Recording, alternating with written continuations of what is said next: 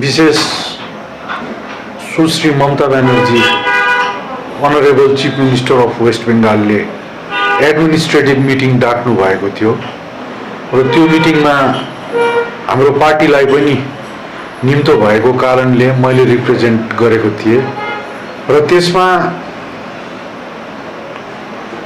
हामीले प्रथमतः पाहाडमा त्रिस्तरीय पञ्चायत चुनाव हुनुपर्छ, 3 टायर पञ्चायत चुनाव हुनुपर्छ, किनभने 2001 देखिको पञ्चायत चुनाव भएको छैन र ग्रामीणवासी जनता पञ्चायतको सहुलियत सुविधाबाट वञ्चित छ र जिटिए को एक्ट र एग्रिमेन्ट मुताबिक 3 टायर पञ्चायत हुनुपर्ने हो, तर 3 टायर पञ्चायतको लागि आर्टिकल 243M संशोधन हुनु आवश्यक छ, किनभने डिजिएचसी बनिँदाखेरि 2 टायर पञ्चायत खाली यो क्षेत्रको लागि लागू भएको थियो र त्यसमा पनि 1 टायर पञ्चायत खाली 2001 मा भएको थियो र त्यसले गर्दाखेरि मिस ममता ब्यानर्जीले चिफ सेक्रेटरीलाई नेसेसरी कन्स्टिट्युसनल एमेन्डमेन्ट संविधान संशोधनको लागि उहाँले भन्नुभएको छ र हामीले उहाँलाई निवेदन गरेको थियौँ कि यदि 3 स्तरीय पञ्चायत हुनु सक्दैन भने पनि 2 टायर पञ्चायत चाहिँ अहिले गरिदिनुहोस्, किनभने पञ्चायतको सहुलियत सुविधाबाट चाहिँ ग्रामवासीहरू चाहिँ यत्रो वर्षदेखिको वञ्चित छ, करिब 20-21 वर्ष भयो वञ्चित भएको भन्ने कुरा राखेको थियौँ र अब उहाँले फाइनल कल लिनुहुन्छ। अर्को कुरो राखेको थिएँ, चिया बगान र सिन्कोना बगानको बासिन्दाहरूको लागि पर्जापट्टा जुन जमिनमा उहाँहरू बसोबासो गर्दैछ त्यहाँको श्रमिक वर्ग कर्मचारीहरू तिनीहरूलाई पर्जापट्टा दिनुपर्छ भन्ने र उहाँले छठ पूजादेखिको पछाडि यो कुरोमा पहल गर्ने र उहाँले भन्नु पनि भयो जुन चाहिँ घरमा मान्छेहरू बसिरहेको छ मान्छे कति नै बाँच्छ र त्यो पर्जापट्टा दिँदा के नोक्सानी छ भन्ने कुरा गर्नुभयो र अर्को कुरो राखेको थिए सबोर्डिनेट सर्भिस सेलेक्सन बोर्ड, जिटिए को एग्रिमेन्ट मुताबिक सबोर्डिनेट सर्भिस सेलेक्सन बोर्ड गठन गरेर ग्रुप बी, ग्रुप सी र ग्रुप डी को एपोइन्टमेन्ट हुनुपर्छ। 4000 भन्दा पनि बढी रिक्त पदहरू छ यो जिटिए एरियामा र त्यसलाई फुलफिल गर्नुपर्छ भनेर राखेको थिए र त्यसमा पनि अब उहाँले भन्नुभएको छ कि पर्मानेन्ट सल्युसन गर्दा यो कुरोहरू गर्छु भनेर। अर्को स्कुल सर्भिस कमिसन पनि जिटिए को एग्रिमेन्ट मुताबिक हो। स्कुल सर्भिस कमिसन अहिलेसम्म भएको छैन, शिक्षक नियुक्तिको लागि कति असुविधा पर्दैछ र स्कुल सर्भिस कमिसन पनि हुनुपर्छ भनेर भनेको थिए र त्यहाँदेखिको अर्को कुरो चाहिँ कलेज सर्भिस कमिसन, जिटिए को एग्रिमेन्टमा यहाँको जति पनि कलेजहरू छ त्यसमा लेक्चरर नियुक्तिको लागि कलेज सर्भिस कमिसनको कुरा थियो, त्यो कुराहरू राखेको थिए र अर्को चाहिँ ब्लक बाइफर्केसन, जति पनि ब्लक छ पाहाडमा एकदमै बृहत्तर ब्लकहरू छ र यो पनि जिटिए को एग्रिमेन्ट मुताबिक चाहिँ ब्लकलाई त्यसलाई विभाजन गरेर अन्य ब्लकहरू बनाउनु पर्छ भनेर राखेको थिए र उहाँले भन्नुभयो यो सेन्सिटिभ इस्यु हो, एउटा ब्लकदेखिको अर्को ब्लक बनाउँदाखेरि त्यहाँको जनमानसको भावनालाई पनि बुझ्नुपर्छ भन्ने र प्रपोजल पठाउनु भनेको छ यो माथि र यो माथि हामी अवश्य प्रपोजल पठाउनेछौँ र सिलगढीदेखिको कालिम्पोङ, कालिम्पोङदेखिको सिलगढीको लागि अल्टरनेटिभ एउटा हाइवे पन्बुबाट कालीझोडा माथि पन्बुबाट बनाउनु पर्छ भन्ने र अब यो ministry of road transport and हाइवेजको विषय भएको कारणले गर्दा यो म्याटर हामी रेफर गरिदिन्छौँ भनेको छ र उहाँले पाहाडको पर्मानेन्ट पोलिटिकल सल्युसनको लागि उहाँले कुरा गर्नुभएको छ र यो विषयमा अन्य दलहरूसँग पनि मिलेर यो अनित थापाको पार्टीसँग पनि मिलेर काम गर्ने उहाँले सुझाव दिनुभएको छ। हामी पार्टीसँग त मिल्नु सक्दैनौँ, एउटै मञ्च त सेयर गर्नु सक्दैनौँ, पोलिटिकल डिफ्रेन्सेस छ, आइडियोलोजिकल डिफ्रेन्सेस छ, तर एउटा कमिटी बन्यो भने त्यो कमिटीमा सहभागिता भएर पर्मानेन्ट सोल्युसन के हुनुपर्छ पहाड तराई अनि डुवर्सलाई लिएर यसको लागि हामी अवश्य पहल गर्ने हामीले विचार गरेको छौँ र यही विषयहरूमाथि ममता ब्यानर्जी अनरेबल चिफ मिनिस्टरलाई यो कुराहरू राखेको छौँ र उहाँकोबाट हामीले धेरै आशा साँचेको छौँ कि पहाडको दीर्घमियादी समस्या पहाड तराई अनि डुवर्सको जुन चाहिँ छ स्थायी राजनैतिक समाधान त्यो दिशामा अवश्य काम हुन्छ भन्ने हामीले सोच राखेको छौँ। दाजु विशेष त हिजो पहाडको जति पनि है नेतृत्वगणहरूलाई निम्तो पाएपछि उहाँहरूको उपस्थिति त्यहाँ त्यस मिटिङमा रहेको थियो प्रायः सबैले नै यही विषयहरूलाई नै उठाएको देखियो है र तपाईँलाई के लाग्छ यसमा कति सम्भव होला यो जुन जुन कुराहरू तपाईँहरूले सुश्री ममता ब्यानर्जीको अघि राख्नुभयो है कि उहाँले गरिदिनेमा तपाईँ कतिको एउटा आशावादी हुनुहुन्छ? अनि हेर्नुहोस् यो विषयहरू सबै स्टेट गभर्मेन्ट अधीनस्थ रहेको विषयहरू हो र यो उहाँहरूले पहल गर्नु सक्छ। Subordinate service selection board, school service commission, college service commission, यो त अब जिटिएको एग्रिमेन्टमा भएको कुराहरू हो। जिटिएको एक्टमा पनि थ्री टायर पञ्चायत, त्रिस्तरीय पञ्चायतको कुराहरू छ। जुन चाहिँ पर्जापट्टाको कुरा छ कमानवासी र सिन्कोनावासीलाई, यो लेफ्ट फ्रन्टको टाइममा एउटा कमिटी पनि बनेको थियो होइन, मिस्टर मिनाले हेड गरेको कमिटी। अहिले कतिवटा कुरा त चलिरहेको पनि छ है। विशेष गरी तपाईँले जनताको हितमा काम गर्न चाहनुहुन्छ र जनताको हितलाई नै अघि बढाउन चाहनुहुन्छ भने यो जुन चाहिँ पर्जापट्टा छ है, पर्जापट्टा किनभने तपाईँहरू नै भन्ने गर्नुहुन्छ कि हामी यहाँका होइनौँ, हामीले यहाँका रहेखाने होइनौँ किनभने हामीसँग कुनै प्रमाण नै छैन है र पर्जापट्टा भयो भने केही हद तक हाम्रो अधिकार बन्छ। हामी एउटा भनौँ एउटा जग्गा छ, जमिन छ भन्ने एउटा अहिले मालिकाना हक पाउँछौँ है।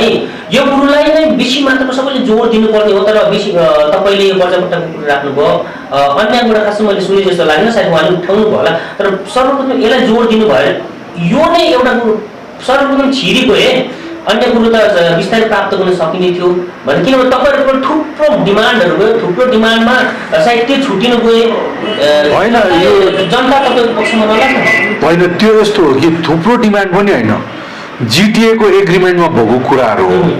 ब्लक बाइफर्केसनको कुराहरू पनि जिटिएकै एग्रिमेन्टमा रहेको कुरा हो। जुन चाहिँ पर्जापट्टाको कुरा छ होइन, यो एउटा अहम विषय हो। हामी एउटा कमानमा रातारात एउटा मालिकको दिनको अर्को मालिकको हातमा बिक्री हुन्छौँ। हामी भूमिहीन नागरिक भएको छौँ र पर्जापट्टा एकदमै इम्पोर्टेन्ट हो। हामीले जुन घरमा आफ्नो रगत खुन पसिना बगाएको छौँ, आफ्नो बाजे बोजूले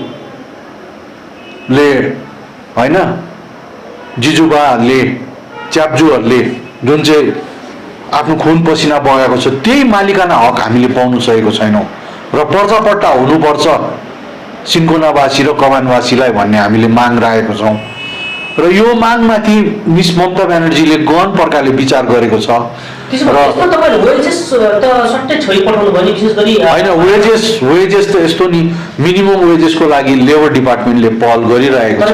त्यसमा हाम्रो दार्जिलिङ तराई डुवर्स प्लान्टेसन लेबर युनियनको हाम्रो सुरज सुब्बाहरूले त्यसमा पहल गरिरहेको छ। त्यसको लागि सेपरेट मिटिङ हुँदै नै छ होइन, त्यो माथि सहमति बन्नु।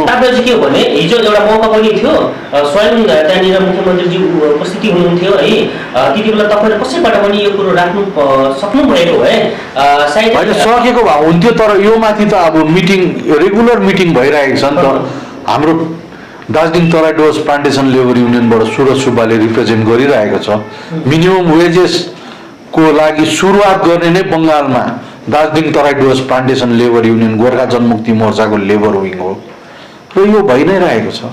अनि यो तपाईँले के अरे पोलिटिकल सोल्युसनको कुरा है, स्थायी राजनीतिक समाधानको कुरा राख्नुभयो, यो बङ्गालले गर्छ भन्ने कुरो छ, यो कतिको सम्भव हो र बङ्गालले गर्नु सक्ने? हेर्नुहोस्, आज बिजेपी पार्टीले, केन्द्र सरकारले ट्राइपार्टाइट टक्स बोलाउँदैछ।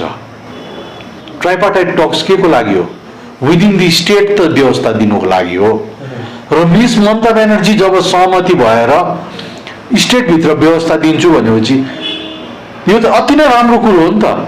हामीले स्टेट पनि पाउने होइनौँ, युनियन टेरिटोरी पनि पाउने होइनौँ, हामीले बङ्गालभित्रकै व्यवस्था त पाउँछौँ। बोडोहरूले यत्रो आन्दोलन गर्यो भनेपछि गोर्खाल्यान्डको आवाज नउठाउँदा भयो होइन, गोर्खाल्यान्डको आवाज त रहिरहन्छ नि। तर बिस्तारै हामीले स्टेप वाइज जानुको लागि हामीले तराई र डुवर्सको भूभागहरूलाई गाभेर एउटा बृहत्तर हाम्रो क्षेत्र बनाएर एउटा पावरफुल फर्म अफ अटोनोमी पाउनु सक्यो भने पनि त्यसले पनि अहिले काम त गर्दै गर्छ नि त। जिटिएले डिजिएचसीले यहाँको जनआकाङ्क्षा पुरा गर्न सकेको छैन नि त। तराई र डुवर्सको भूभागहरू सम्मिलित हुन सकेको छैन। त्यसमा हेर्नुहोस् कति कुरोहरू छुटेको छ। आजसम्म जिटिएले ग्रुप बी, ग्रुप सी र ग्रुप डी नियुक्ति गर्नु सकेको छ? सबअर्डिनेट सर्भिस सेलेक्सन बोर्डको कमीमा त्यो हुनै सकेको छैन। शिक्षक नियुक्ति स्कुल सर्भिस कमिसनको अभावमा हुनै सकेको छैन। कलेज सर्भिस कमिसनको अभावमा लेक्चरर नियुक्ति हुन सकेको छैन। अझै त्यहाँ हामीले एउटा कुरा चुक्यौँ, regional pension and provident fund directorate. पेन्सनको लागि मान्छे कहाँ जानुपर्छ? आज कलकत्ता धाउनुपर्छ। जिटिएको एग्रिमेन्ट मुताबिक त regional pension and provident fund directorate पनि थियो। र यो कुराहरू हामीले उठान गरेको छौँ, हेर्दै जाउँ। मिस ममता ब्यानर्जीले एउटा कमिटी बनाएर राजनैतिक समाधानको लागि, दिशाको लागि काम गर्ने भन्नुभएको छ। हेरौँ भोलिको दिनमा कस्तो हुन्छ।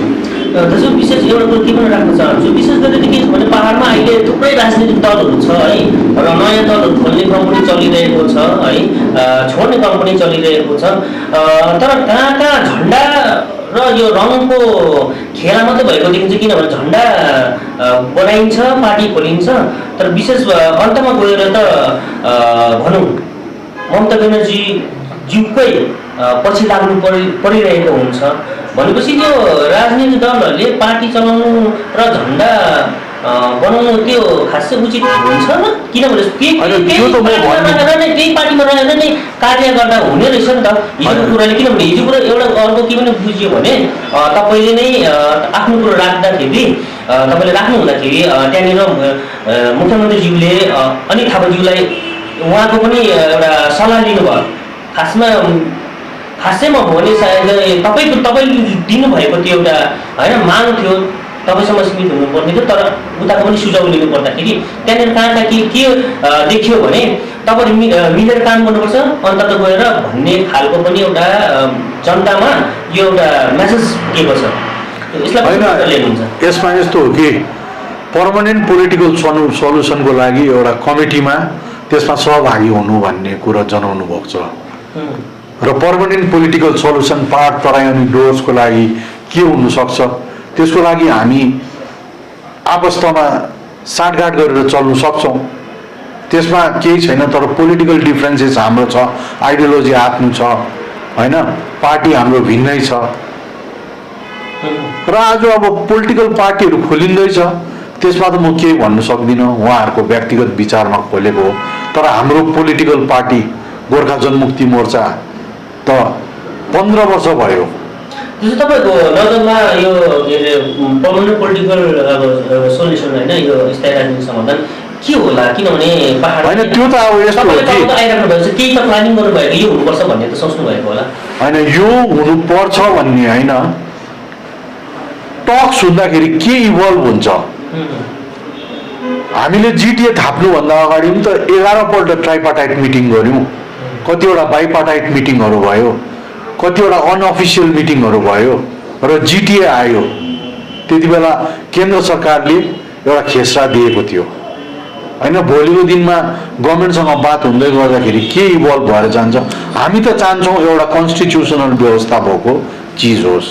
दाजु एउटा जाँदा जाँदै एउटा प्रश्न पनि जोड्न चाहन्छु है।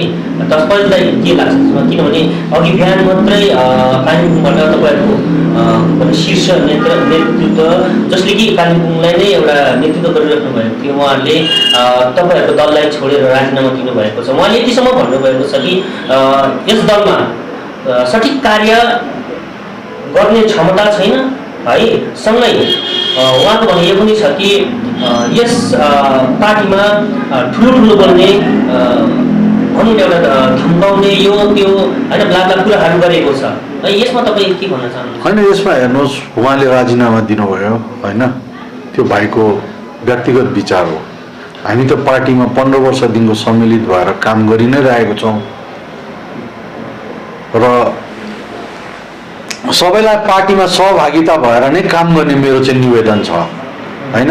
गोर्खा जनमुक्ति मोर्चाले एउटा उद्देश्य लिएर बनाएको पार्टी हो र सबैलाई सहभागिता भएर पहाड तराई अनि डुवर्सको लागि काम गर्ने, भारतीय गोर्खाहरूको लागि काम गर्ने हामी आह्वान गर्छौँ। अन्त एउटा सानो है, यो जुन चाहिँ केन्द्र सरकारले त्रिपक्षीय वार्ता सुरु त गरिराख्नु भएको छ, अब दोस्रो चरणको वार्ता छ, यसपालि तपाईँहरूलाई त्यो निम्ताए त्यस वार्तामा उपस्थिति रहदिने के तपाईँहरूको उपस्थिति रहन्छ? होइन, त्यसमा बङ्गाल अन बोर्ड भएर त्यहाँदेखिको यो कतिवटा कुरोहरू मिल्यो भने त्यसमा हामी पछाडिबाट विचार गर्न सक्नेछौँ, तर देखावटीको लागि वार्ता गरेर चाहिँ कुनै फाइदा छैन।